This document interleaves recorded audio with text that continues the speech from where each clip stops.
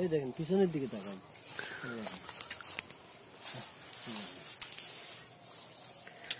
প্রচুর ছিম প্রত্যেকটা গাছে কিন্তু ধরে আছে থোকায় থোকায়, এবং প্রতি গিটে গিটে কিন্তু দেখেন যে প্রতি গিটে গিটে কিন্তু সিম ধরে আছে।